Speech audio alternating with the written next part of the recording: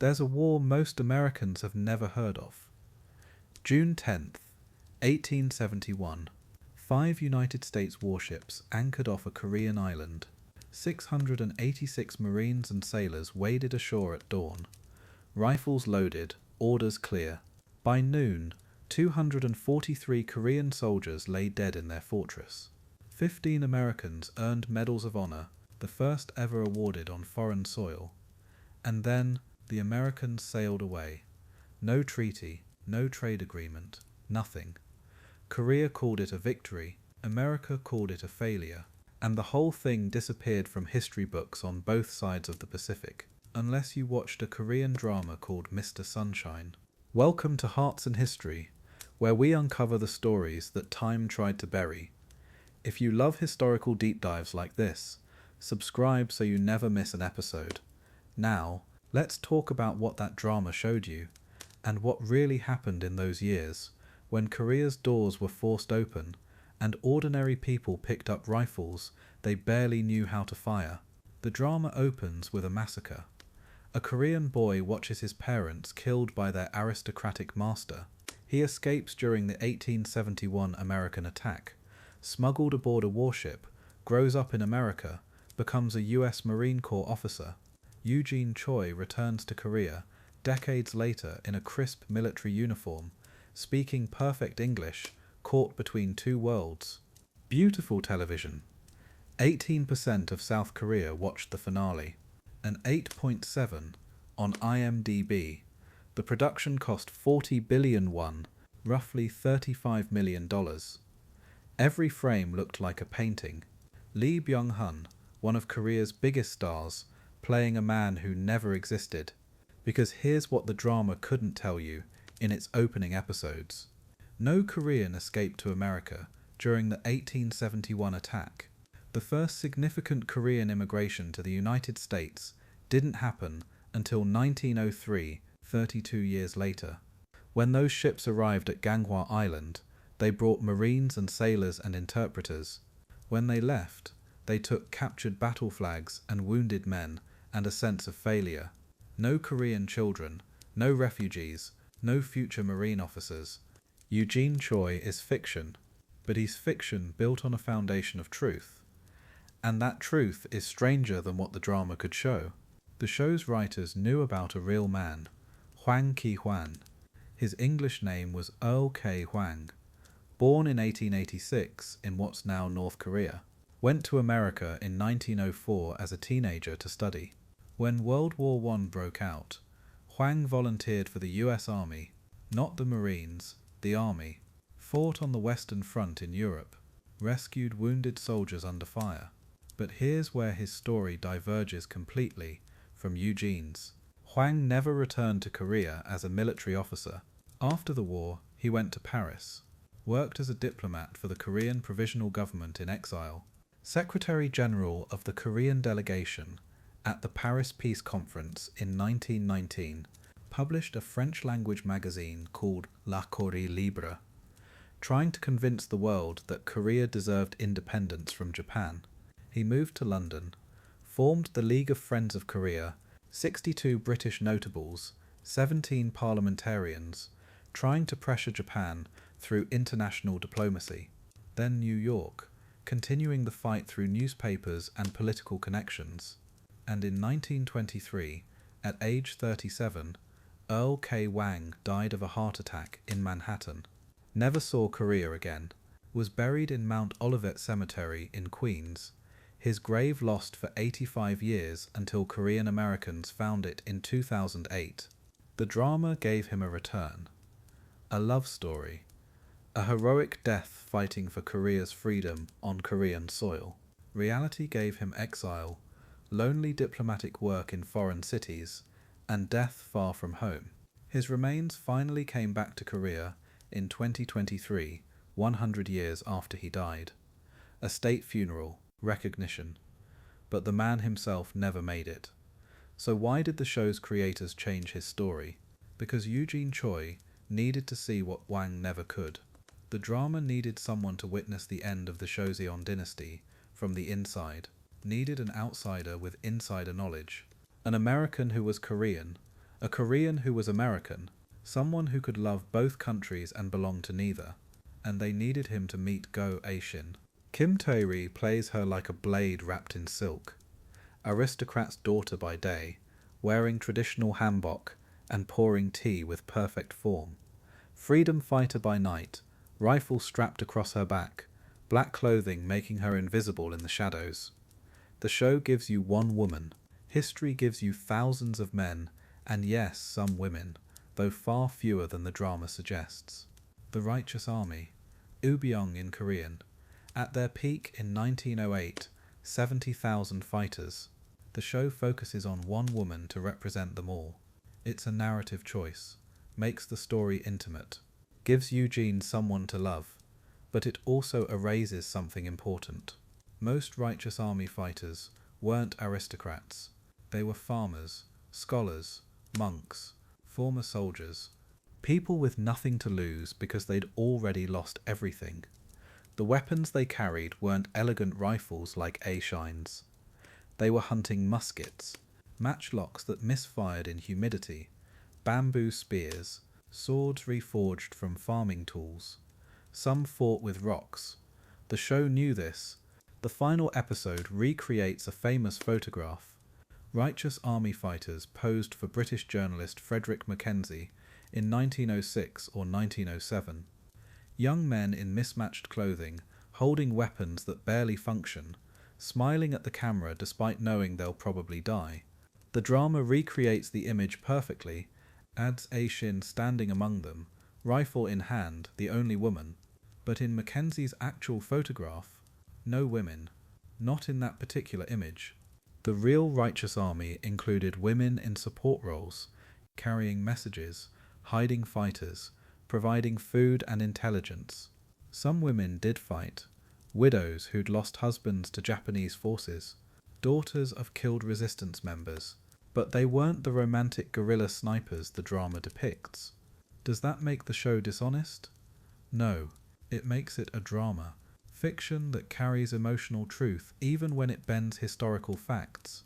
The desperation was real. The impossible odds were real. The sense of a nation being erased was devastatingly real. But before we get to the Righteous Army, before Queen Min's assassination, before Japan's grip tightened into a stranglehold, we need to understand what Korea was before 1871, before those American warships appeared, before the world came knocking. They called it the Hermit Kingdom for good reason. For over 200 years, Korea sealed itself off. This wasn't paranoia. This was deliberate policy. The Sesway policy, instituted after devastating invasions by Manchu forces in the 1630s. Korea looked at what happened to countries that opened their doors.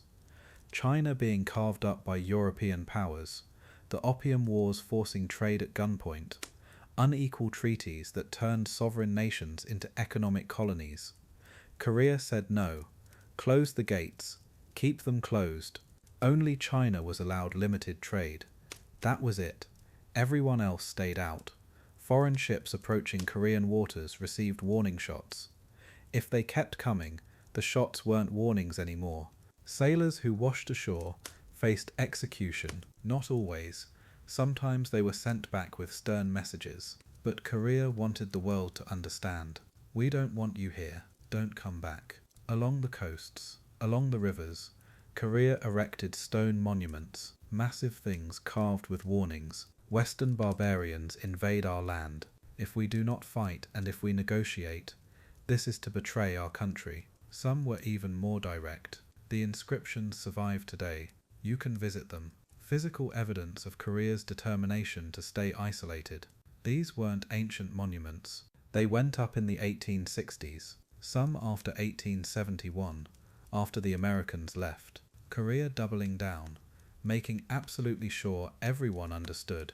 Inside those closed borders, life continued as it had for centuries.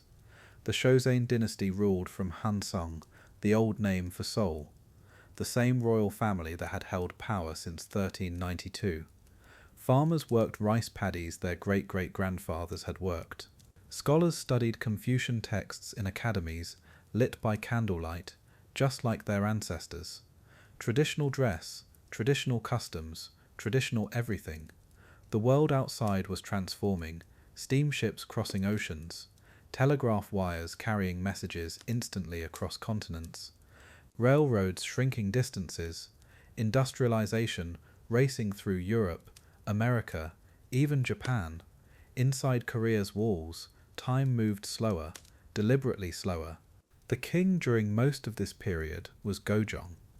Young when he took the throne, studious, caught between powerful forces. His father, the Taiwangun, Grand Prince of the Great Court, held the real power initially, the man who believed Korea could stay isolated forever if they just remained strong enough, vigilant enough, pure enough. The Taiwangun looked at Western missionaries and saw cultural contamination, looked at Western trade and saw exploitation. He wasn't entirely wrong. What he was too late. The world doesn't let you stay isolated when you have strategic location. When you sit between larger powers, Korea's geography became its curse.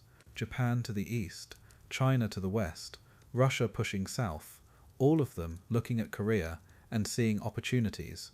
But in the 1860s, Korea was still trying, still posting guards on fortress walls, still watching the coasts with bronze cannons cast centuries ago, still executing the occasional foreign sailor who got too close. And then a ship called the General Sherman sailed up the Taedong River toward Pyongyang. August 1866. The crew had been told there was money to be made in Korea. Trade goods, ginseng, furs, open markets if they could just establish contact.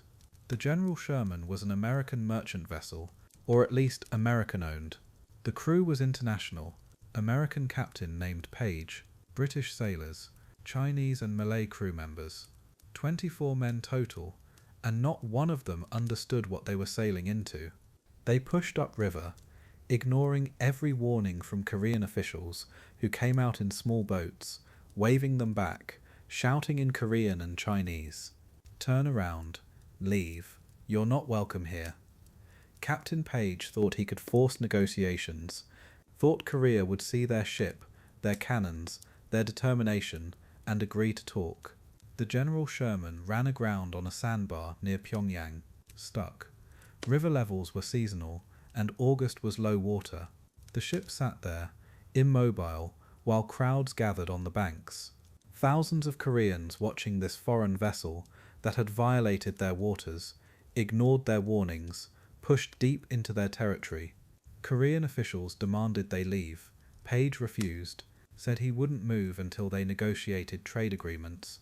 Here's where accounts diverge. At some point, the crew took a Korean official hostage. Maybe they were desperate. Maybe they thought it would force talks. Instead, it enraged the locals. Korean forces surrounded the stranded ship. The crew fired at the crowds on shore, killed several Koreans. That sealed their fate. The regional governor ordered the ship destroyed. Locals built fire rafts, small boats loaded with burning wood and sulfur, set loose to drift with the current toward the grounded General Sherman. The smell reached the ship first, smoke and burning pitch, then the heat. The rafts kept coming, one after another, floating infernos pushed by the current and careful steering. The wooden hull caught fire, the sails caught, flames climbed the masts.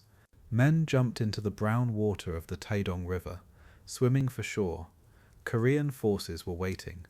By the time the fires burned out, all 24 crew members were dead. Some shot in the water, some drowned, some killed on the riverbanks as they tried to surrender. The ship burned down to the waterline. Bodies floated downstream. Korean officials collected them, displayed them as warnings. This is what happens to foreign barbarians who violate our waters. News travelled slowly in 1866, weeks before word reached the American consulate in China, months before it reached Washington. And when it did, the United States had just finished a civil war. The country was torn apart, focused inward, trying to rebuild. But this couldn't be completely ignored. American citizens killed, a ship destroyed. The question became, what to do about it? 5 years passed. That's how long it took to organize a response. 5 years of debate, shifting priorities, other concerns taking precedence. Finally, in 1871, the decision was made. Send the Asiatic Squadron to Korea. Investigate what happened to the General Sherman, and while you're there, negotiate a treaty. Force open Korea's ports, the same way Commodore Perry had forced open Japan 18 years earlier. The show Mr. Sunshine opens with this expedition. Young Eugene Choi, still called Choi Eugene, then, watching from the fortress walls as American warships appear in Korean waters. The drama compresses history, makes it seem like the attack came suddenly, without warning. Reality was slower, more deliberate, more bureaucratic. Rear Admiral John Rodgers received the command, assembled his fleet in Nagasaki, Japan. 5 warships, the USS Colorado as flagship, massive vessel. 3 masts, steam-powered, bristling with cannons. The USS Alaska, USS Palos, USS Monocacy, USS Benicia. 1,230 sailors and marines total. Engineers, translators, diplomats, all the machinery of 19th century gunboat diplomacy. The goal was clear: show overwhelming force, make Korea understand that resistance was pointless, get a treaty signed, establish trade relations, then leave. Mission accomplished. Another Asian port open to American commerce. They had no idea how badly they'd misread the situation. May 16th, 1871. The American fleet entered Korean waters near Ganghwa Island. Not a random choice. Ganghwa sits near the mouth of the Han River, which flows to Seoul. Strategic, historically significant. Korean forces maintained fortresses there, specifically to guard against this kind of intrusion. The ships anchored in the channel. Sailors lined the decks, staring at the Korean coastline. Fortress walls visible on the hillsides. Stone fortifications that had stood for generations. Farmers in rice paddies stopping their work to stare back at these iron ships belching black smoke. American flags snapping in the wind. Cannons visible through open gun ports. Rodgers sent a message ashore. We come in peace. We want to talk about the General Sherman incident. We want to establish diplomatic relations. Send representatives. The Korean response was nothing. No officials arrived, no messages returned. Just silence and those fortress walls, bronze cannons pointed seaward, and the sense that Korea was watching, waiting, refusing to engage. Rodgers waited. Days passed. He sent survey boats to chart the narrow channels. Small boats, lightly armed, ostensibly just measuring water depth and mapping currents. From the Korean perspective, these were invasion preparations, foreigners probing defences, testing responses. The Korean commander at Ganghwa faced an impossible decision. He had orders from Seoul, from the Taiwan-gun himself. Do not let foreign barbarians advance toward the capital. Do not negotiate. Do not give an inch. But also, do not fire unless they attempt to land forces. Wait, watch, keep them at a distance. The American survey boats pushed up the channel, closer to the fortresses, closer to what Korea considered its defensive line. The fortress commander watched them come, checked his cannons, old bronze guns, some cast in the 1600s. He had maybe 200 soldiers under his command, armed with matchlock muskets that misfired half the time in humid weather, facing iron ships with rifled artillery. Orders said don't fire unless they land, but the boats were getting so close, and orders from Seoul took days to arrive. He had to make a choice right now, watching those American boats row steadily toward his position. On the morning of June 1st, 1871, he chose to fire. Korean shore batteries along the Ganghwa fortress walls erupted at 10:30 in the morning. Bronze cannons that had sat silent for decades, suddenly roaring to life. Thunder rolling across the water. Cannonballs splashing around the USS Palos and USS Monocacy, the 2 survey ships that had pushed too far into the channel. The American crews scrambled, officers shouting orders.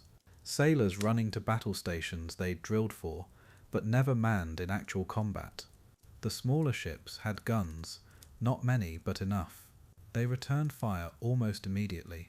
The exchange lasted maybe 20 minutes.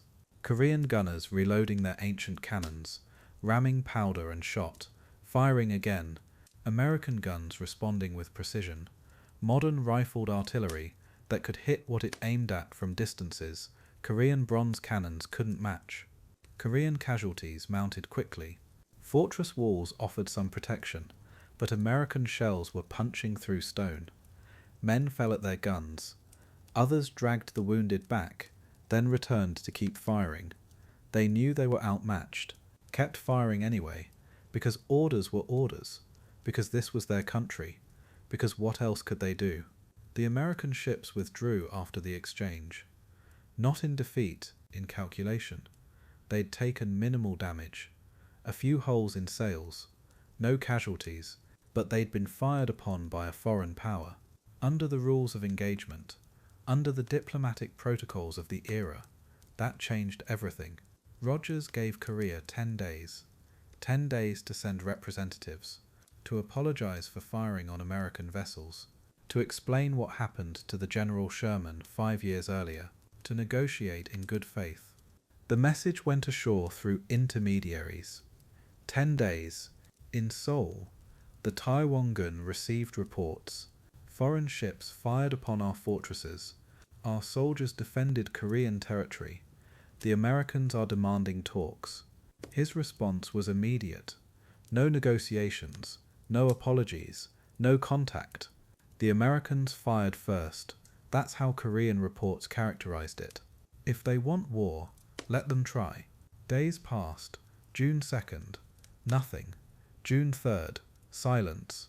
By June 5th, Rogers knew no apology was coming. The orders went out on June 9th. Prepare a landing force.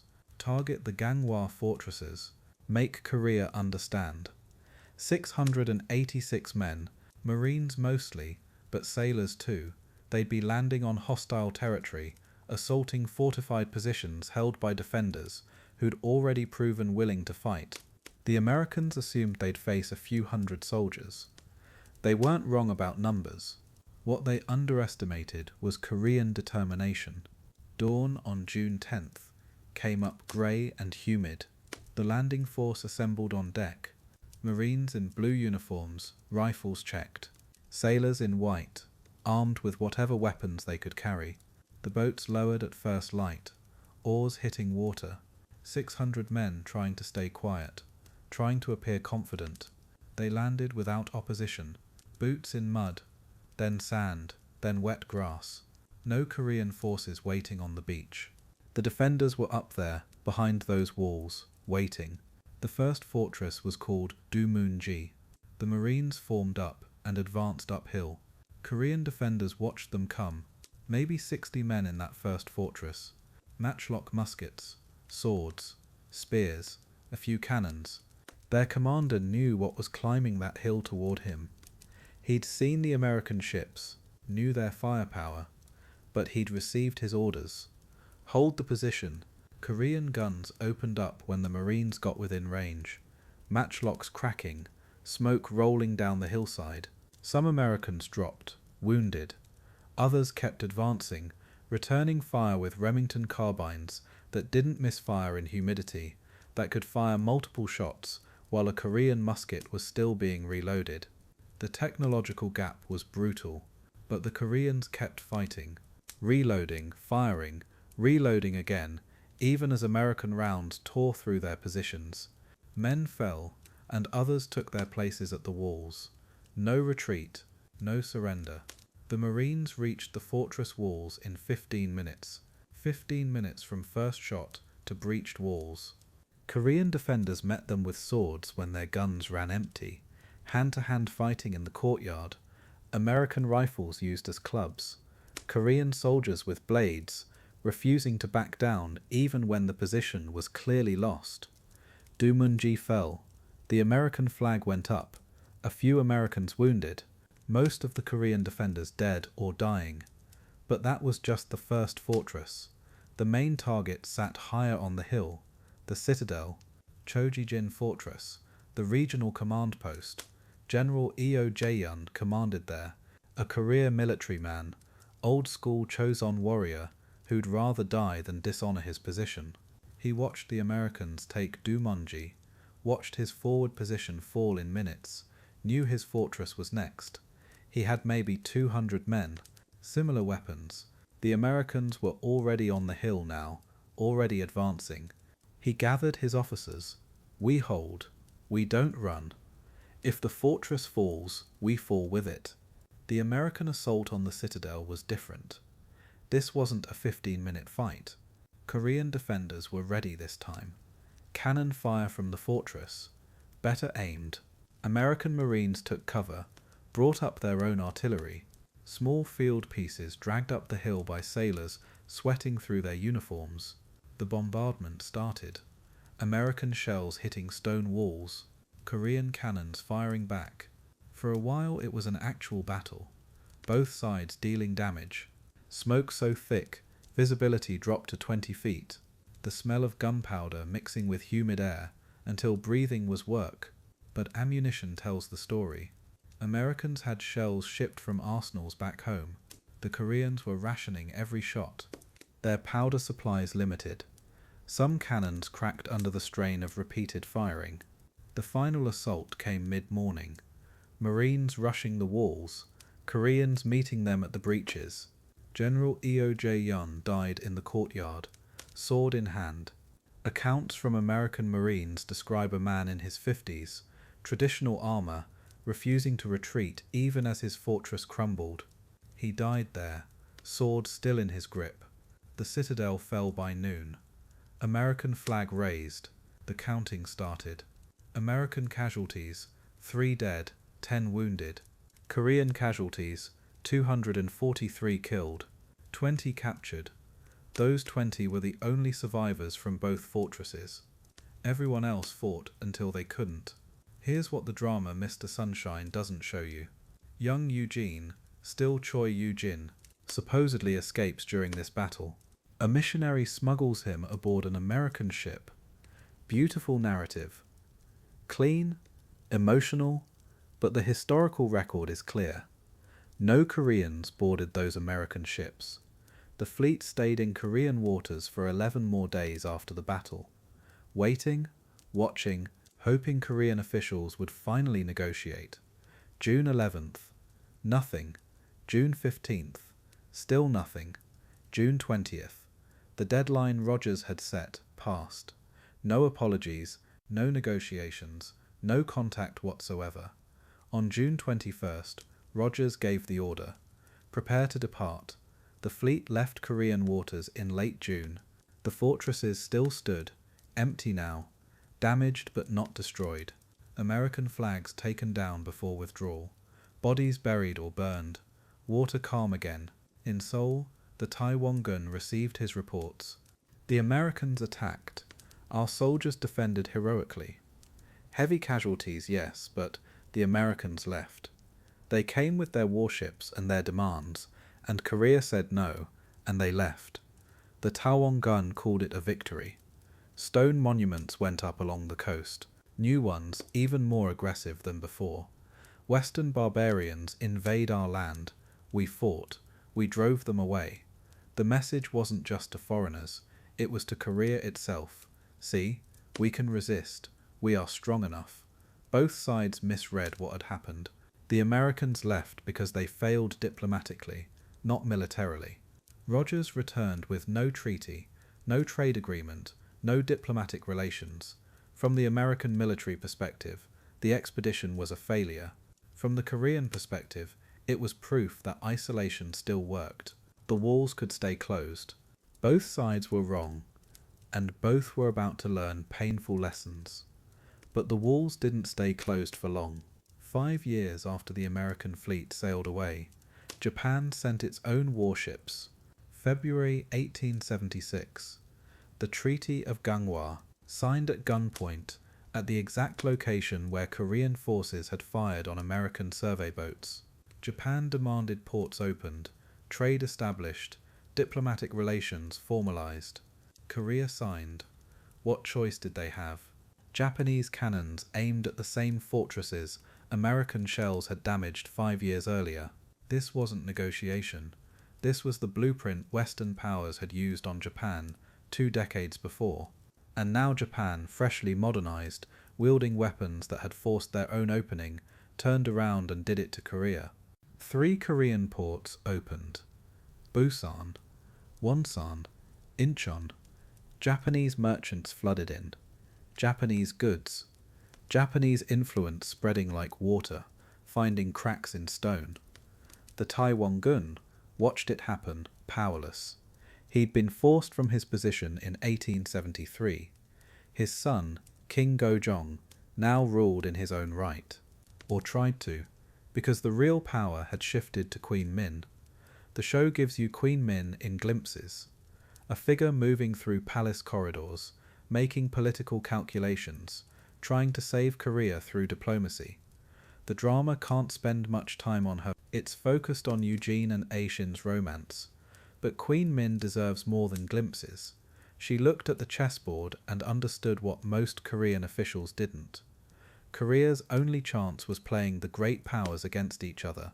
Japan to the east, growing stronger. China to the west, Korea's traditional protector but weakening. Russia pushing down from the north. European powers scattered across the Pacific. Her strategy was balance.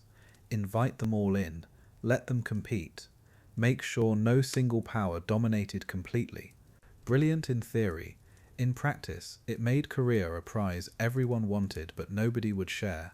The Americans finally got their treaty in 1882, 11 years after Rogers failed. But by then it was too late to matter. Japan had already entrenched itself. The American treaty was just another signature on another document in a growing pile. Western legations opened in Seoul. The show captures this transformation beautifully.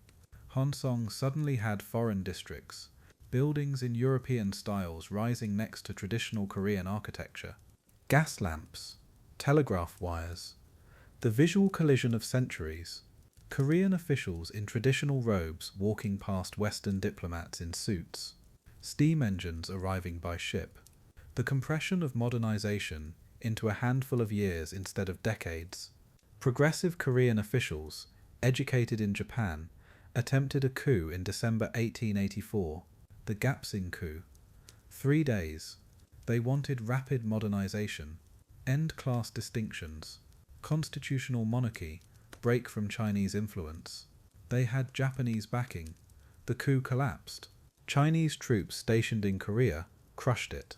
Progressive leaders fled to Japan or were executed. But it showed how desperate some Koreans were for change, and how impossible change would be with China and Japan both claiming Korea as their sphere. 10 years later, that tension exploded into war.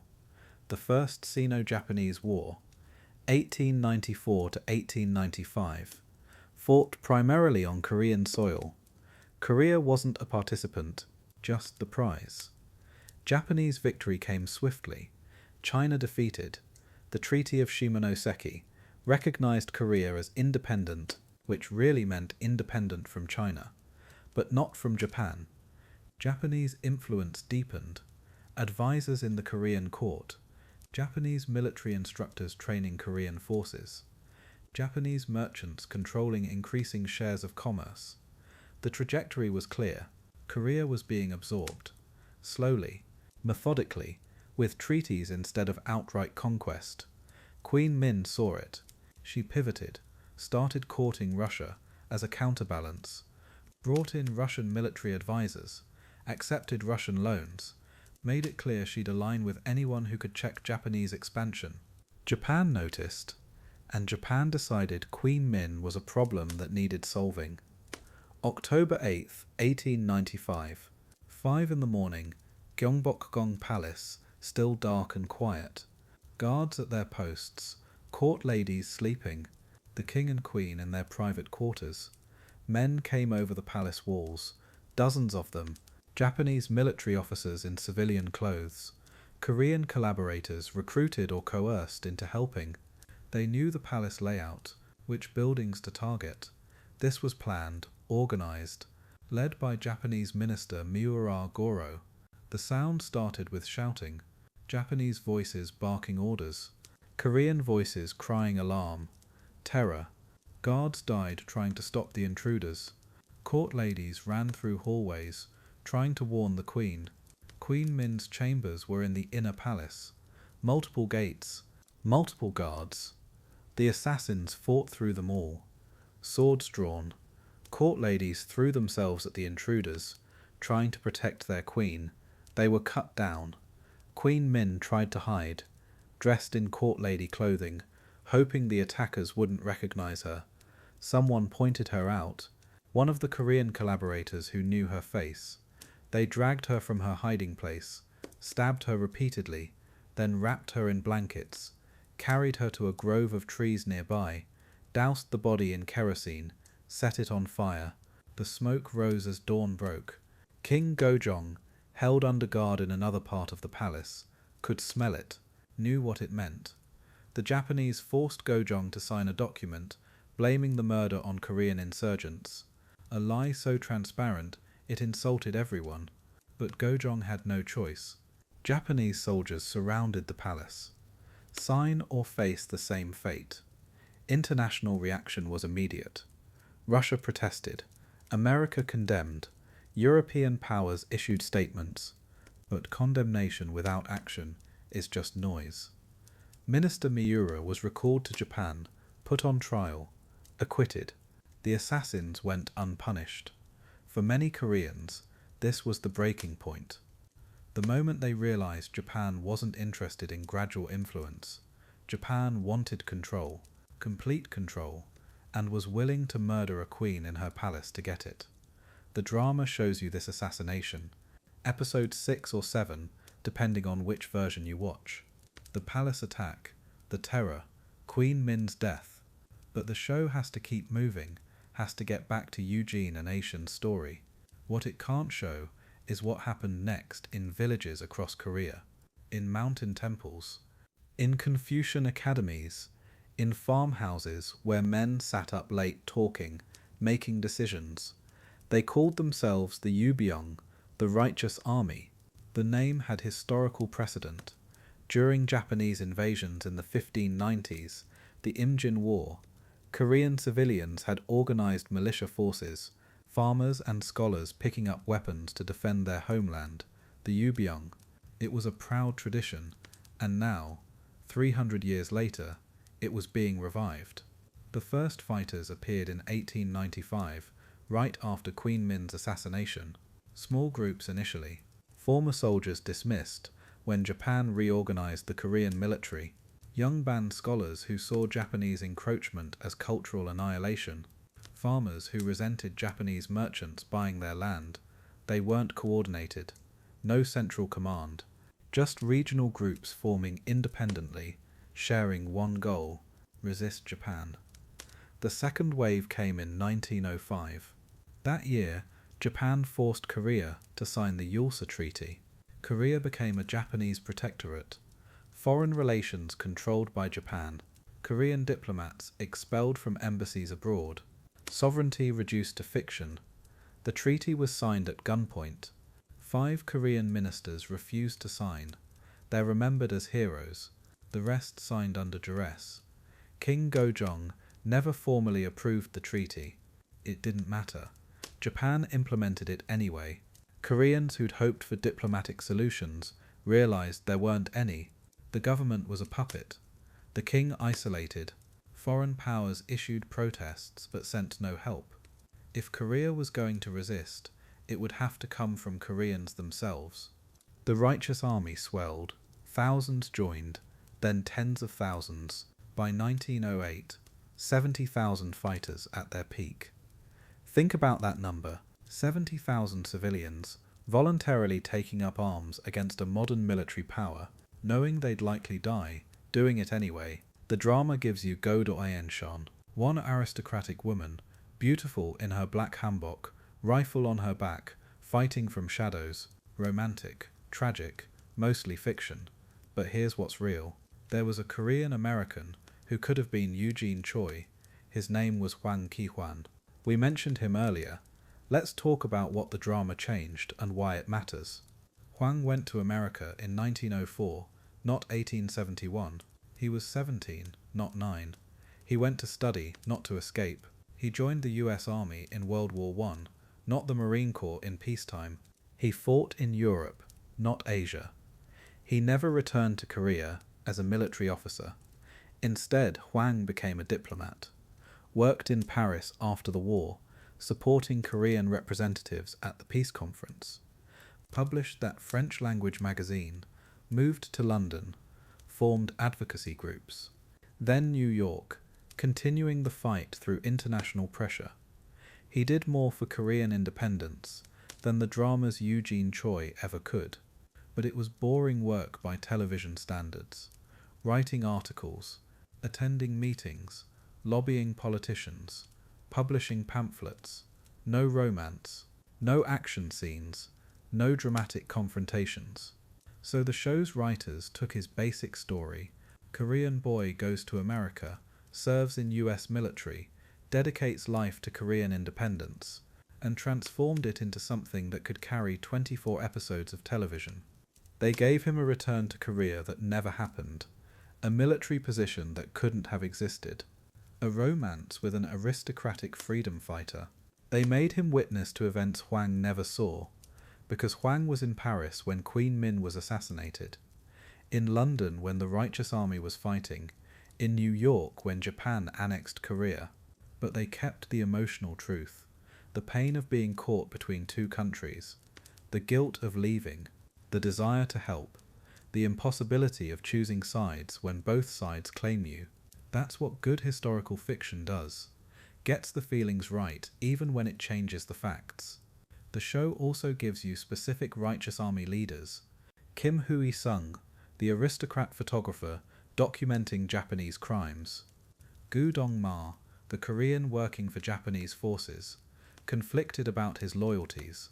These are composites, characters built from multiple real people. There were Korean photographers during this period. There were Koreans who worked with Japanese forces, sometimes by choice, more often under pressure. There were aristocrats who joined the resistance, and commoners who became leaders. The show takes these historical realities and compresses them into named characters we can follow across episodes. What it can't compress is the scope. 70,000 fighters spread across Korea, dozens of regional commanders, hundreds of separate actions, thousands of individual stories of courage and loss. Frederick Mackenzie tried, that British journalist we mentioned. He spent over a year travelling with Righteous Army units, documenting their weapons, tactics, casualties, writing articles for British newspapers, publishing books, trying to tell the Western world what was happening.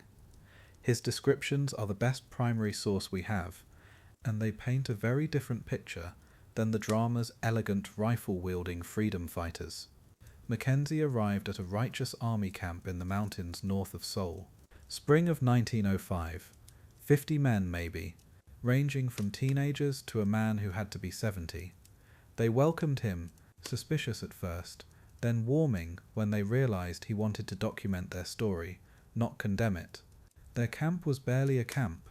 No tents, just lean-tos made from pine branches, a few cooking fires, supplies that wouldn't last the week, and weapons. God, the weapons. One rifle looked functional. A Remington from the 1880s, probably taken from a disbanded Korean military unit. The fighter carrying it treated it like treasure, kept it wrapped in cloth when not in use. Mackenzie asked to see it. The mechanism was loose. The barrel showed rust. But it worked, sometimes. That made it one of the better weapons in camp. Most carried older guns, matchlocks requiring separate powder and ball loading, the kind of weapon that, in humid Korean weather, misfired more often than it fired. Mackenzie watched a young fighter, couldn't have been more than 17, trying to load one. Pack the powder, ram it down, add the ball, ram again, prime the flash pan, hope the powder stayed dry, hope the mechanism sparked, hope everything aligned properly. The whole process took over a minute if you rushed. Japanese soldiers carried Arisaka Type 30 rifles, bolt action, magazine fed, 5 rounds loaded, ready to fire in seconds, effective range of 500 meters, modern rifling, modern ammunition, modern everything. Mackenzie did the math. In the time it took a righteous army fighter to load and fire once, a Japanese soldier could fire 10 rounds, maybe 15 if he was fast.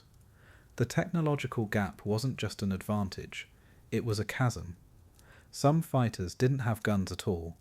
Bamboo spears, sharpened and fire-hardened, yes, but still bamboo, swords that had been farming tools until recently, reforged by village blacksmiths doing their best, but not making military-grade weapons.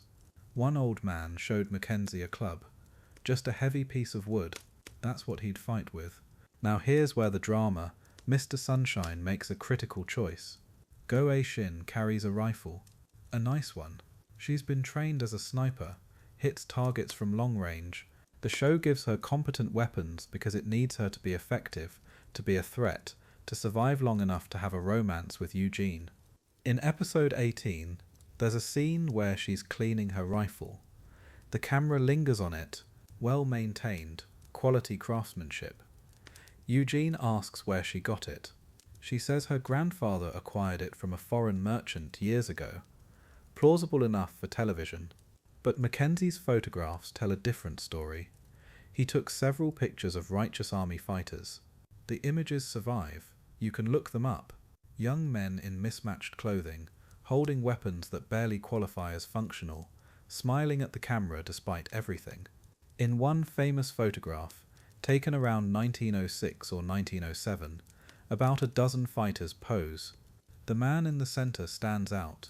He's dressed in full military uniform, including a cap and coat, with what looks like a proper sword. That's because he was a former member of the regular army who joined the righteous army after the Korean military was disbanded. He kept his issued uniform and equipment. Everyone else in that photograph is holding makeshift weapons or nothing at all. The contrast is stark. One professional soldier surrounded by farmers and scholars who've never held rifles before this conflict. The drama recreates this photograph in its final episode. Beautiful shot, perfect composition, and they add Go Shin standing among the men, rifle in hand, the only woman. It's a powerful image. It's also historical fabrication. Mackenzie never photographed women fighters, not because they didn't exist, but because they were so rare that in over a year of travelling with righteous army units, he never encountered one in a combat role. Women supported the resistance in crucial ways. They carried messages because Japanese soldiers were less likely to stop and search women. They hid fighters in their homes, fed them, warned them when Japanese patrols were coming. They gathered intelligence. They provided medical care with whatever herbs and traditional remedies they knew. Some women did fight, usually widows who'd lost husbands to Japanese forces, sometimes daughters of killed resistance fighters. The anger and grief translated into action, but they were exceptions, not the rule, and they certainly weren't aristocrats like Shin.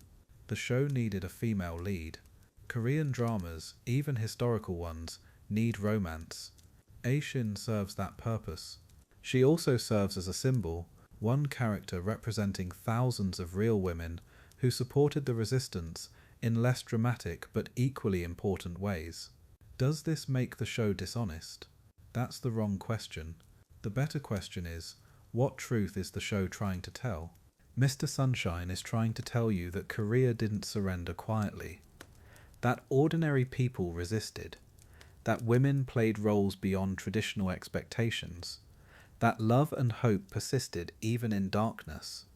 Those things are true.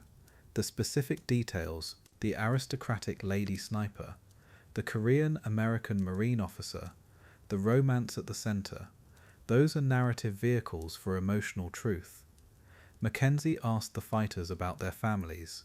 Most had left wives, children, elderly parents behind. The farmer struggling with the matchlock had 4 children. The youngest was 2. He hadn't seen them in 7 months. Didn't know when he'd see them again. Probably never. They understand, the farmer said through the translator. My wife knows. My oldest son, he's 12. He knows why I'm here. Someday, maybe he'll be proud. Or maybe he'll just have a father who died in the mountains for nothing. But he'll know I tried. This is what the righteous army actually was. Not elegant resistance fighters with quality weapons and romantic motivations. It was this multiplication of individual decisions. 70,000 separate choices to leave safety and fight anyway. No conscription. No government mandate. Just personal conviction repeated across the country until it became a movement. Regional commanders emerged not through military rank, but through respect. Che Yung-yon in Ganghwa province. A scholar in his 30s, educated in traditional Confucian texts, who'd never held a rifle until 1905. He organized farmers and other scholars into guerrilla units, taught himself military tactics from Chinese historical texts, led attacks on Japanese outposts with weapons that barely functioned, and men who'd been planting rice the month before.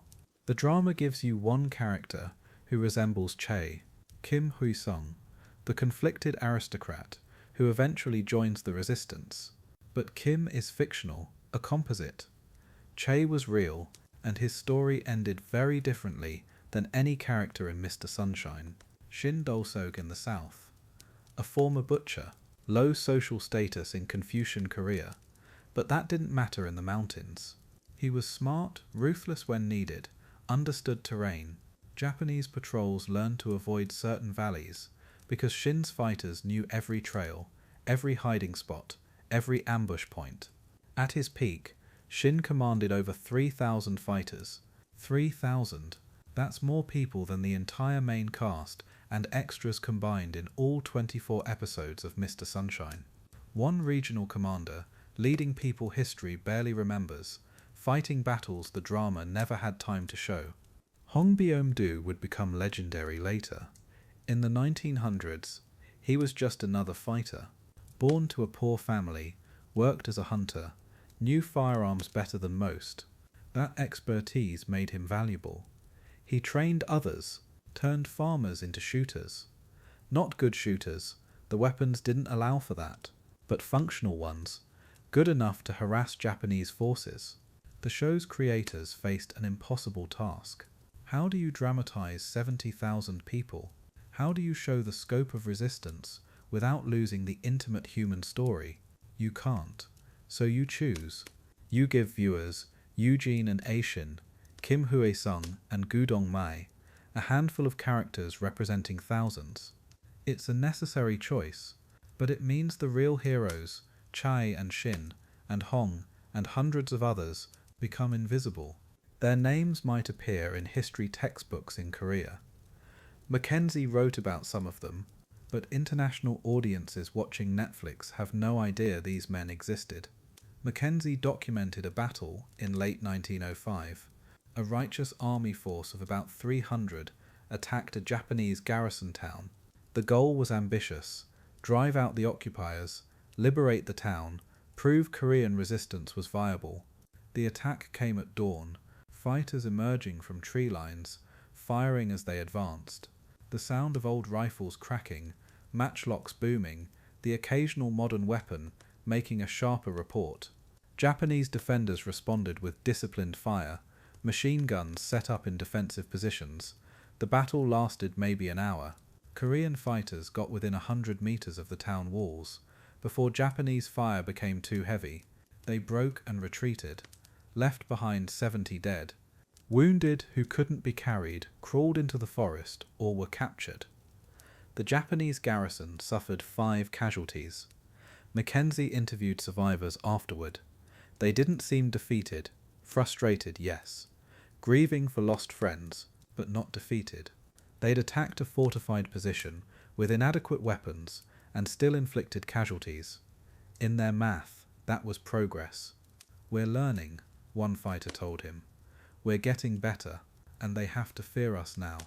They know we'll attack. That matters. By 1908, the righteous army reached its peak strength. 70,000 fighters across Korea. Japanese military reports from that year showed genuine concern. These weren't just bandits anymore. This was an insurgency. Coordinated attacks, shared intelligence between regional groups, supply networks involving villages across the country. Women and children carried messages. Buddhist temples served as meeting points. Networks of resistance that made Korean occupation a constant military operation rather than peaceful colonization. Here's something the drama shows you accurately. In several episodes, you see Japanese officials discussing the Korean problem. They're frustrated. Occupation isn't going smoothly. The Korean population isn't submitting quietly. Resistance keeps flaring up in unexpected places. Those scenes are based on real Japanese military and administrative documents. Internal communications showing Japanese authorities genuinely worried about the righteous army's effectiveness. Not worried they'd lose Japan's military superiority was never in doubt, but worried about the cost. The resources tied up in counterinsurgency. The ongoing violence making annexation complicated. Japan couldn't allow it to continue. The plan for full annexation of Korea was already in motion. 1910 was the target date. Can't annex a country that's actively fighting you. Operation Samgwang launched in 1909. The name translates roughly to 3 alls: kill all, burn all, loot all. It was a policy of systematic destruction aimed at the righteous army and anyone who supported them. The drama mentions this operation. Episode 22 or 23. Characters discussing Japanese military movements, increased patrols, rumours of village burnings, but the show can't show you the scope because it's too brutal for the romantic tone they're maintaining. 50,000 Japanese troops deployed across Korea specifically for anti-insurgency operations. Modern equipment, modern tactics, modern brutality. The goal wasn't just to defeat the righteous army, it was to make resistance unthinkable for future generations. Villages suspected of harbouring fighters were surrounded and searched. Everyone questioned. Anyone who couldn't account for their movements or gave answers Japanese officers didn't like faced interrogation. Torture was routine. Public executions were meant to terrify others into compliance. If a village was definitively linked to the righteous army, if fighters had been hidden there, if food had been provided, if warnings had been sent, the entire village burned. Homes, shops, temples, fields, everything. Japanese records from Operation Samgwang are clinical about this. Village destroyed, inhabitants scattered. What that meant in human terms, families fleeing with whatever they could carry, watching their ancestral homes burn, knowing they had nowhere to go. Collective punishment was policy. If one person in a village joined the righteous army, the whole village faced consequences. It was meant to turn communities against the fighters. Sometimes it worked. Fear is a powerful motivator, but often it had the opposite effect. Made people hate Japanese occupation more, made them more willing to help fighters, even if it meant risking everything. The righteous army tried to adapt. Smaller units, more mobility, hit and run rather than holding positions. But Operation Samgwang wasn't just a military campaign, it was systematic. Japanese forces swept regions methodically, cleared mountains, searched caves, burned forests where fighters might hide. Ammunition became critical. The fighters had always been short on supplies, but Japanese operations targeted their supply lines specifically. Villages that had smuggled bullets and powder were destroyed. Networks that had funneled resources to fighters were broken. By late 1909, many righteous army units were down to a handful of rounds per fighter. Some had none, fighting with empty rifles, attacking with swords and spears against machine guns, knowing you'll die, doing it anyway. There's a scene in Mr. Sunshine where Eugene watches righteous army fighters preparing for what they know will be a suicidal attack. He tries to convince them not to go. They go anyway. One fighter says, "We know we'll lose, but at least we'll die as ourselves." That scene captures something real. The impossible courage it took to keep fighting when victory was impossible, when survival was impossible, when the only choice was how you'd die. Choi Young-yeon, the scholar-turned-commander, held out until 1911. Japanese forces finally cornered his unit in the mountains of Gangwon province. Surrounded, no ammunition, no supplies, no escape, Choi surrendered to prevent his men from being slaughtered. He was taken to Seoul, public trial, public execution, hanged in front of a crowd that included Japanese officials and Korean civilians forced to watch. Before he died, Choi gave a statement. The records preserve it. "I fought for Korea. I die for Korea. My body will hang from this rope, but my spirit remains free. Korea will be free again someday. Remember that we fought. Remember that we never surrendered willingly." Japanese authorities hoped the execution would demoralize remaining fighters. Instead, it made Choi a martyr. His last words circulated through Korean communities in whispers and secret writings. The drama doesn't show you Choi's execution. It shows you fictional characters dying nobly, Eugene getting shot, protecting Aishin, Aishin continuing to fight after Eugene's death, Kim Hui-sung sacrificing himself, Go Dong-ma choosing Korea over Japan at the cost of his life. These deaths are dramatic, satisfying narratively, but they're cleaner than reality. Choi didn't die protecting someone he loved. He was captured, tried, and hanged. No last-minute rescue, no romantic sacrifice, just a noose and a crowd, and a man who refused to recant. By 1910, when Japan formally annexed Korea, organized righteous army resistance in Korea itself was crushed. Japanese records claim over 17,000 righteous army fighters killed, over 37,000 wounded, thousands captured and executed or imprisoned, entire units wiped out, regional networks destroyed, survivors faced impossible choices: surrender and face execution or imprisonment, stay in Korea and hide, knowing Japanese authorities were hunting former fighters, or flee, cross the border into Manchuria, into Siberia, into China, leave Korea to continue fighting for Korea from exile. Thousands chose exile, walked north in winter through mountain passes, carried whatever weapons they'd kept hidden, brought their families if they could, left behind everything else: homes, land, graves of ancestors, the country they'd fought to free. Manchuria became the refuge. Harsh territory, brutal winters, but beyond Japanese jurisdiction for now.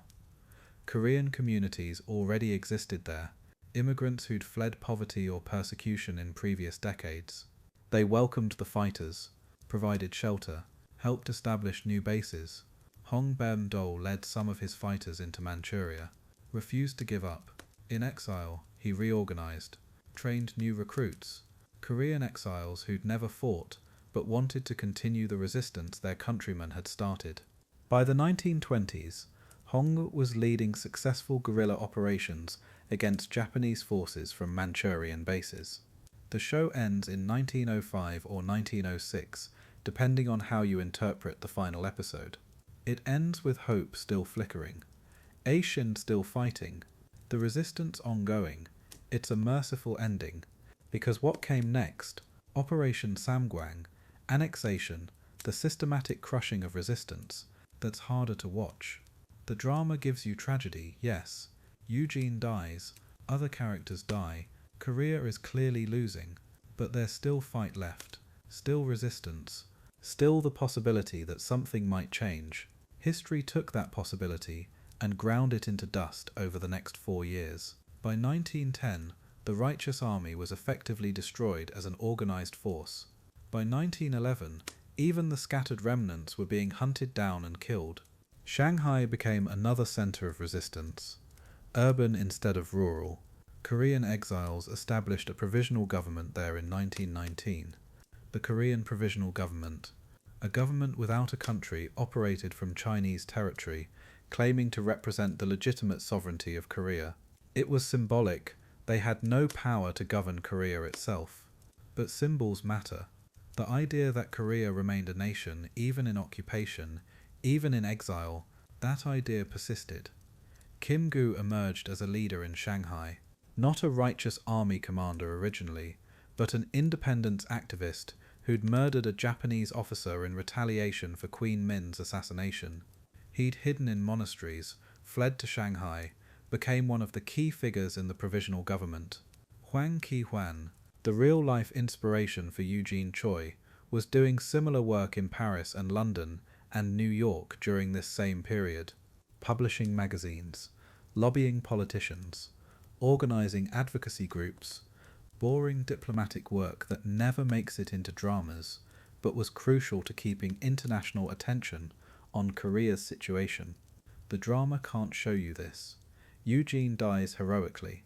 The show ends, but the real Korean independence activists, they kept going.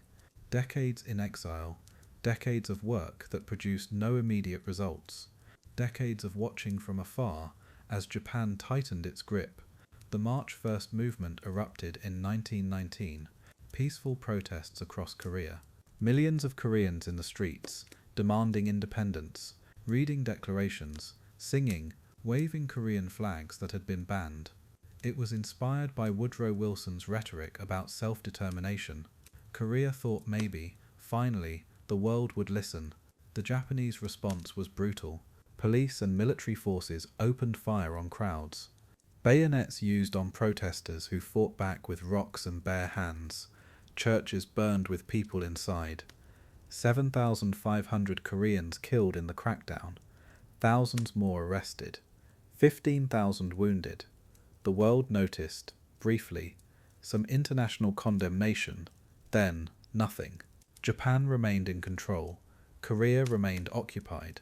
The protests were crushed, but the spirit that drove them, the same spirit the righteous army had embodied, that didn't die.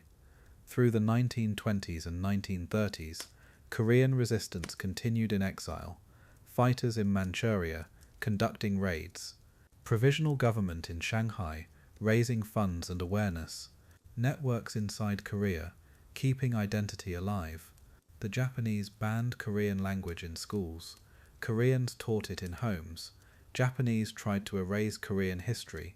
Koreans preserved it in secret. Japanese demanded name changes to Japanese names. Many Koreans refused in private, used Korean names among themselves, even when forced to use Japanese names publicly. The righteous army spirit evolved, from armed resistance to cultural resistance, from battlefield to classroom to kitchen table. The methods changed, the refusal to surrender didn't. By the 1940s, Korean fighters were working with Allied forces against Japan. Korean volunteers joined Chinese resistance movements. Some worked with the OSS, American intelligence operations in Asia. The fight that started in Korean mountains in 1895 had become global. 50 years of continuous resistance in one form or another. And then August 15th, 1945, Japan surrendered. World War II ended. Korea liberated. The news reached exile communities in waves. Radios broadcasting in Korean. Japanese Emperor Hirohito's voice announcing surrender. It took days for the reality to sink in. Some righteous army survivors were still alive. Old men now, in their 70s or 80s. They'd left Korea as young fighters in 1909, 1910, spent 35 years in exile, watching, waiting, hoping. Now they could go home. Hong Byong-do heard the news in Kazakhstan, where he'd fled when Japanese forces pushed into Manchuria. He was in his 70s by then, wanted desperately to return to Korea. Soviet authorities wouldn't let him. Politics of the emerging Cold War. He died in 1943, 2 years before liberation. Never saw the free Korea he'd fought for. His remains would finally be returned to Korea in 2021, 78 years after his death. A state funeral. Recognition. But the man himself never made it home. Others did return. Walked across borders that were open now. Saw Korean flags flying legally for the first time in decades. Visited villages they'd left as young men. found graves of family members they'd never met, grandchildren who knew them only from stories. But Korea's liberation wasn't simple. The peninsula was divided at the 38th parallel, Soviet occupation in the north, American occupation in the south. The freedom they'd fought for was complicated by great power politics. The Cold War was beginning, and Korea was caught in it again. Still, it was freedom from Japan that counted, that mattered. The righteous army fighters who survived became heroes in their old age, honored, interviewed, their stories finally recorded officially. The Korean War in the 1950s brought new tragedy, splitting the peninsula into two nations that exist today. But after that, as South Korea rebuilt, grew, modernized, industrialized, the righteous army became foundational myth.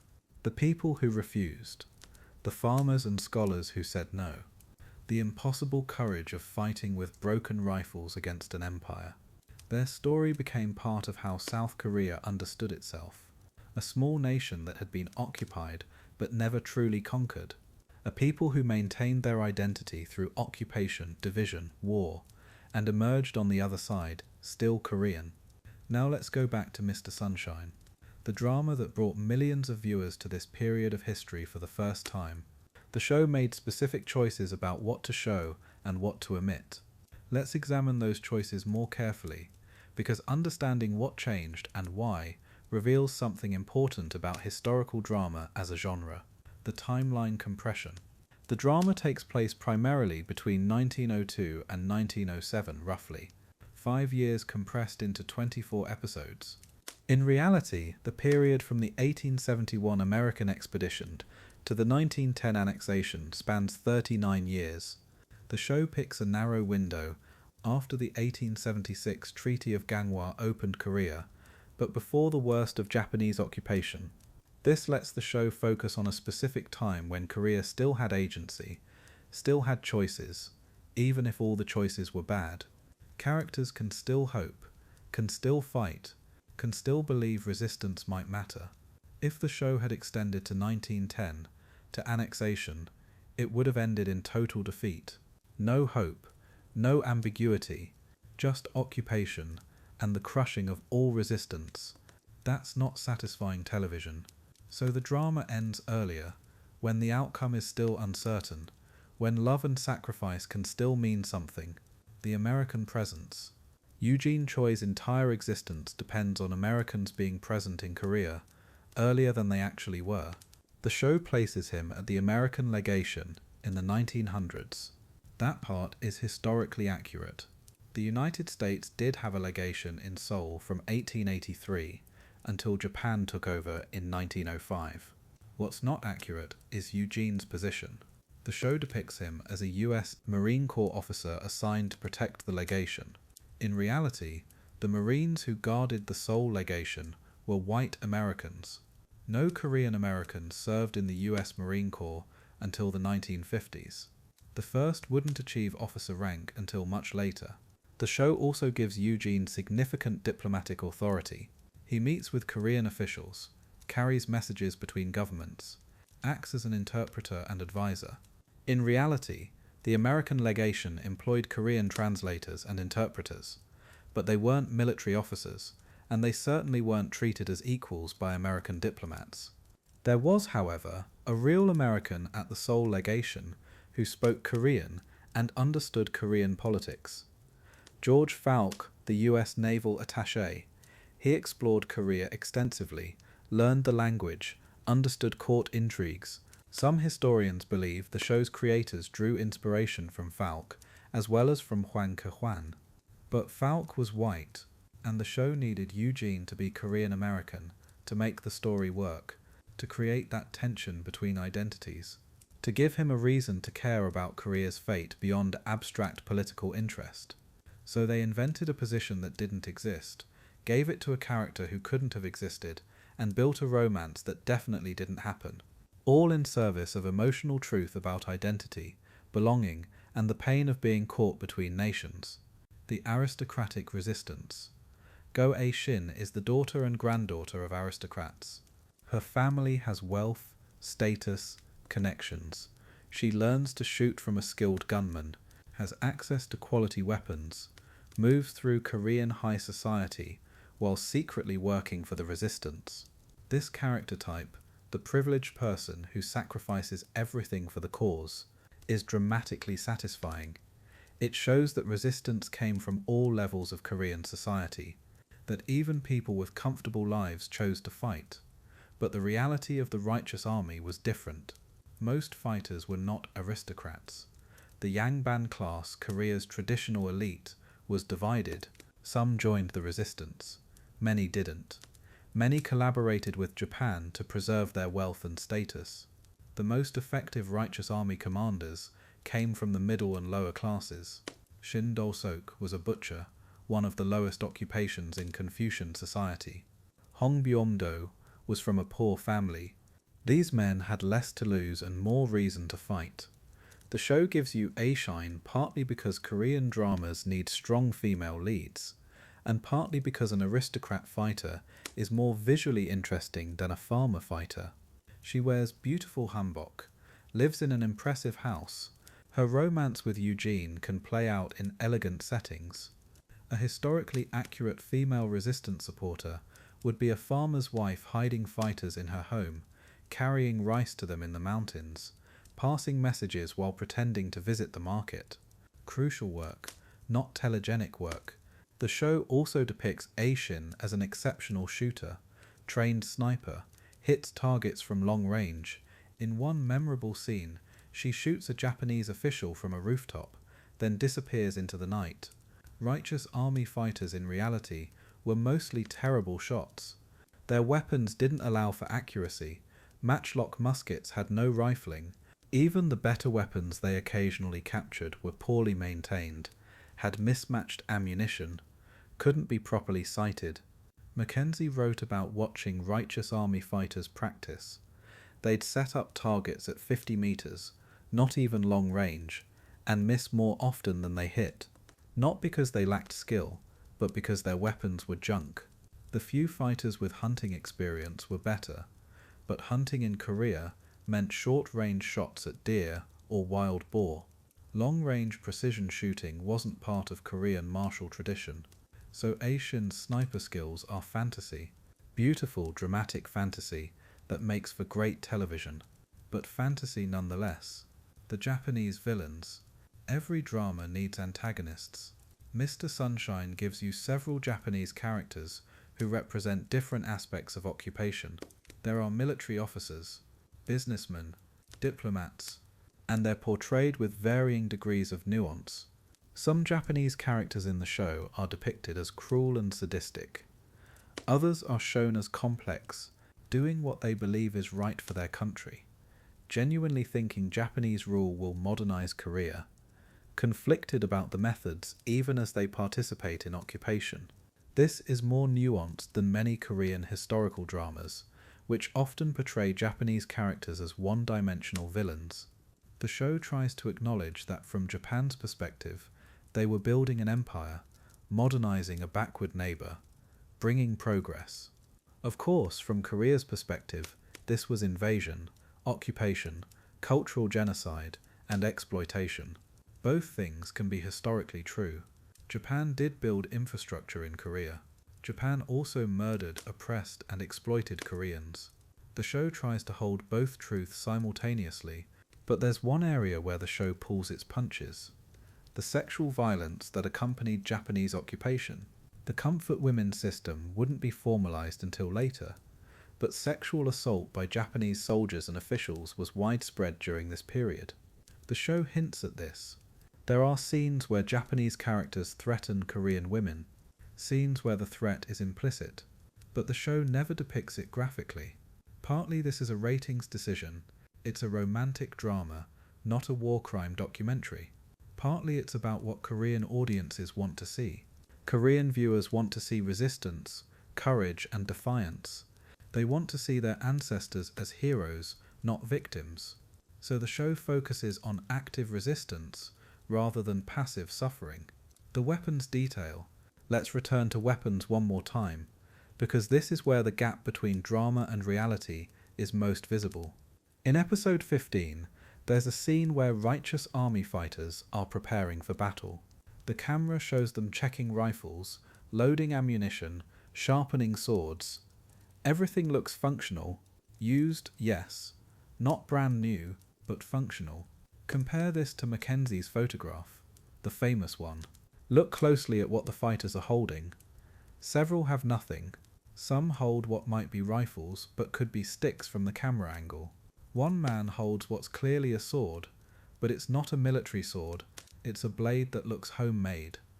The show needed its fighters to look capable, needed audiences to believe they could actually threaten Japanese forces. If you showed the real weapons, if you showed fighters attacking machine gun positions with bamboo spears, it would be too pathetic. Audiences would stop caring. So the show upgraded their arsenal, not to modern weapons, not to equality with Japanese forces, but enough that their resistance seems brave rather than suicidal. There's a scene where Eugene teaches Asian to maintain her rifle. He's meticulous about it. Clean the barrel, oil the mechanism, check the sights. It's a beautiful scene, intimate, romantic, but it also reinforces the fantasy that righteous army fighters had weapons worth maintaining. Most didn't. Most had weapons that would barely function no matter how well you maintained them. The romance that history couldn't have. At its heart, Mr. Sunshine is a love story. Eugene and Asian, the Korean-American officer and the aristocrat freedom fighter, star-crossed lovers separated by duty, nationality and circumstance. The show gives them moments, stolen glances across crowded rooms, brief conversations in gardens at night. Eugene protecting Asian from danger. Asian saving Eugene's life. The slow building of trust between two people who should be enemies, or at least strangers, but who recognize something in each other. It's beautifully done. Lee Byung-hun and Kim Tae-ri have genuine chemistry. The writers give them dialogue that crackles. The director frames their scenes like paintings, but this romance is pure invention. Hwang Ki-hwan, the real Korean-American who inspired Eugene, never returned to Korea, never met a Korean freedom fighter, never had this love story. The real righteous army fighters who survived, they had families, wives they left behind, children they never saw again, love stories that ended in separation, not noble sacrifice. The show gives you the romance Korea couldn't have, the American intervention that never came, the happy ending that history denied. And here's the thing, audiences know this. Korean viewers watching Mr. Sunshine know how this period ended. They know about annexation, occupation, the crushing of resistance. They don't need the show to tell them. What they need is the show to tell them their ancestors were brave, that resistance mattered even in defeat, that love and hope existed even in darkness, that Korea remained Korea through everything that came after. The show delivers that. It delivers emotional truth through historical fiction, what the drama changed, and why it matters. Let's summarize the major historical changes. Eugene Choi's existence changed Hwang Ki-hwan from a diplomat who never returned to Korea into a military officer who did. Why? Because the story needs someone to witness events from inside Korea, needs an American perspective to help international audiences understand, needs a romantic lead. Go Shin's role elevated women's resistance participation from support roles to combat roles. Why? Because Korean dramas need strong female leads, because one character is easier to follow than thousands, because romance requires a female protagonist. The weapons, upgraded from barely functional to functional. Why? Because audiences need to believe resistance is possible, not just suicidal. The timeline, compressed and stopped before total defeat. Why? Because drama needs narrative arc, not historical completion. Needs hope, not just despair. The American presence, exaggerated American diplomatic engagement and protection. Why? Because Eugene needs a reason to be there, needs institutional backing, needs plausible deniability for helping Korean resistance. The ending, left ambiguous rather than showing annexation. Why? Because audiences need catharsis, not crushing historical accuracy. Are these changes dishonest? That depends on what you think historical drama owes its audience. If you believe historical drama must be documentary accurate, then yes, Mr. Sunshine is dishonest. It invents characters, changes timelines, upgrades capabilities, and omits crucial context. But if you believe historical drama's job is to make audiences care about history, to make them want to learn more, to make them understand the emotional reality of a period, then Mr. Sunshine succeeds brilliantly. Millions of people who never thought about Korean history watched this show. Many went looking for more information afterward. They learned about the Righteous Army, about Queen Min's assassination, about the 1871 American expedition, about the complexity of Korea's situation in the early 1900s. The show became a gateway to actual history, and that matters more than perfect accuracy in every detail. The final episode and historical memory. The drama's final episode is particularly interesting from a historical perspective. It's set in 1907 as the Righteous Army is intensifying its activities and Japanese pressure is increasing. Eugene is dying from wounds sustained, protecting Asian. Asian continues fighting. Other characters make their final choices. The show ends with Asian on a hillside, rifle in hand, watching Japanese forces advance. She's alone. Eugene is dead. Most of her allies are dead, but she's still standing, still fighting. The implication is, she'll keep fighting until she can't. It's a powerful ending. Tragic but not hopeless. Defeated but not surrendered. What the show doesn't show you is what happened next. The real final chapter. Operation Samgwang in 1909. Annexation in 1910. The systematic destruction of organized resistance. The 35 years of occupation that followed. But maybe that's okay. Maybe the show's job isn't to tell you the whole story. Maybe its job is to tell you enough of the story that you care what happened next, to make you wonder, to make you go looking for the rest. And if you do go looking, you'll find Chae Young-yeon's final words before his execution. You'll find Mackenzie's photographs and books. You'll find the March First movement. You'll find the provisional government in exile. You'll find decades of resistance that took forms the Righteous Army never imagined.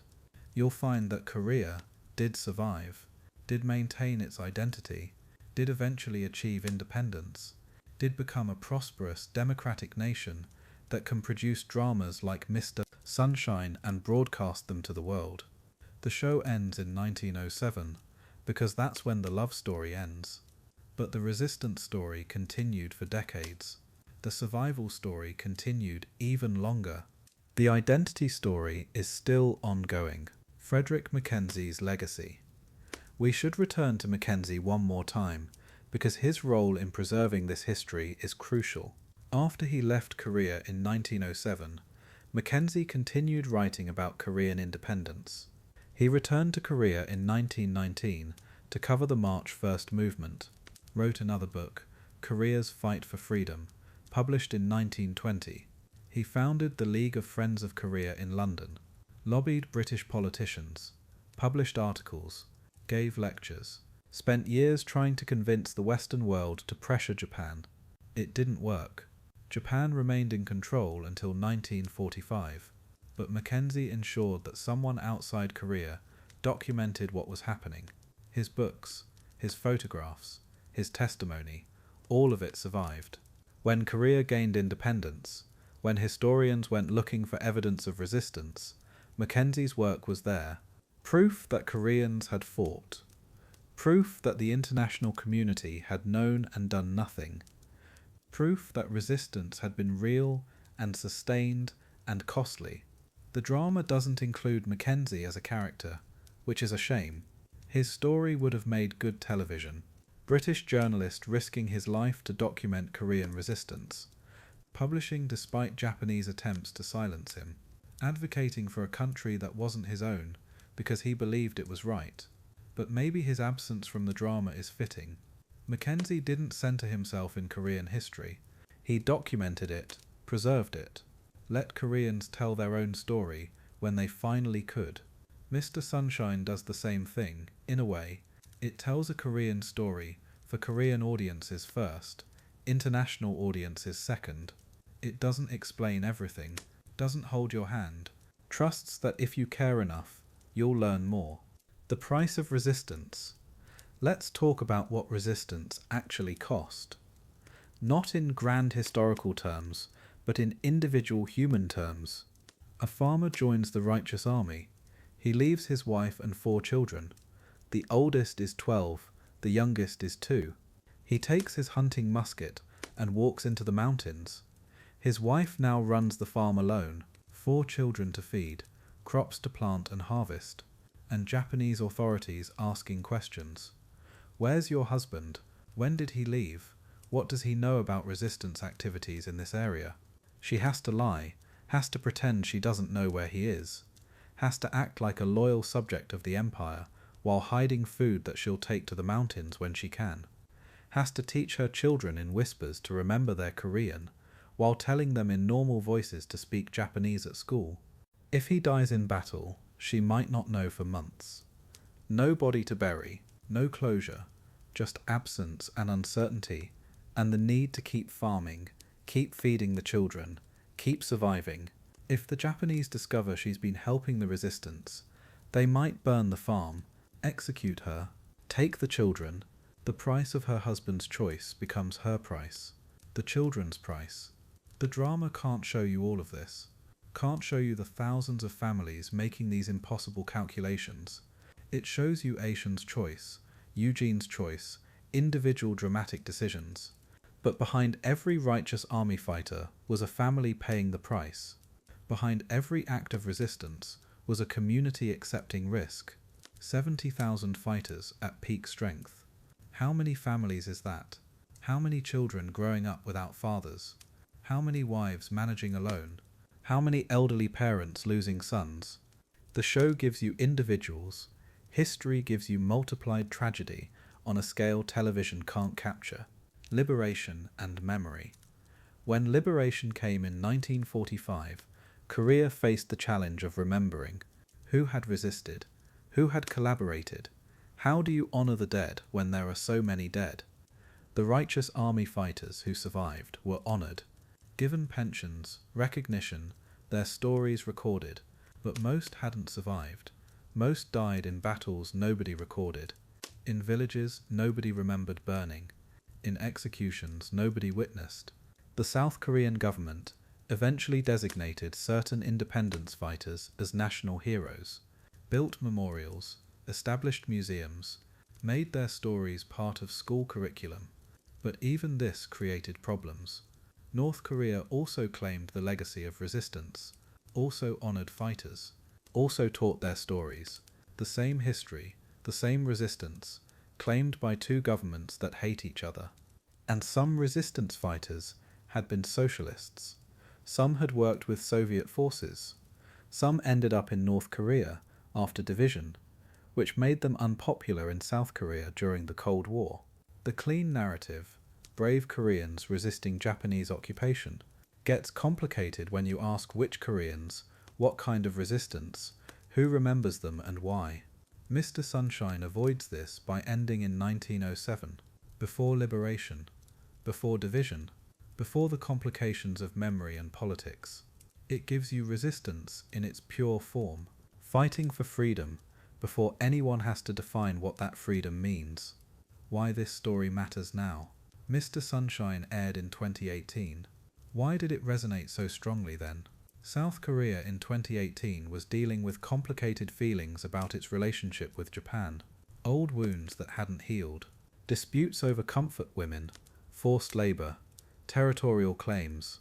The past wasn't past, it was ongoing politics.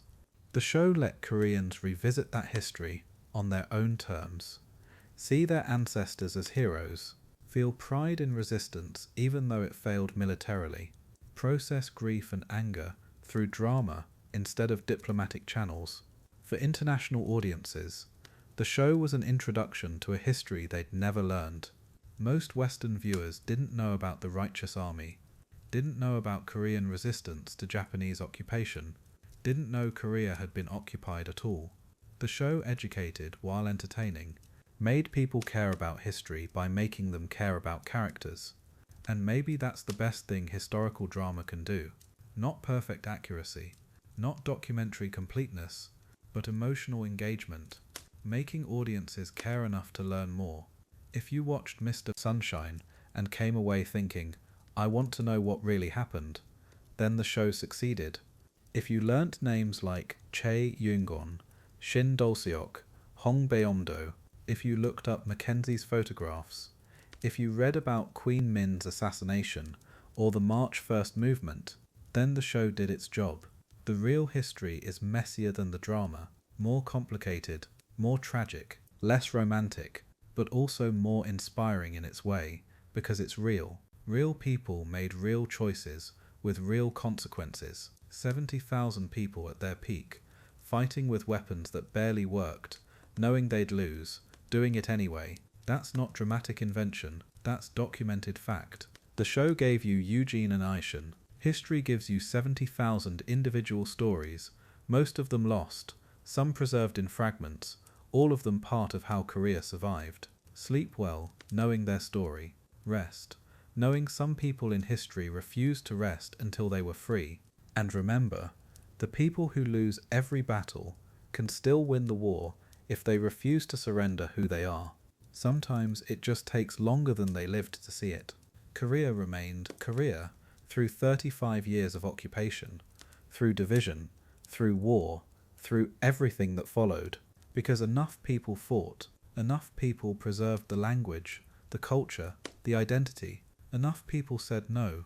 The drama ends with Aishin on a hillside, still fighting. History ends with a free Korea, prosperous and democratic, producing shows like Mr. Sunshine and sharing them with the world. Both endings are true. Both matter. The fight that started in those mountains in 1895, it took 50 years to win, but it was won, and that victory belongs to everyone who resisted, everyone who preserved, everyone who refused to forget they were Korean. That's the real story. The drama just gave it faces we could recognize and names we could remember.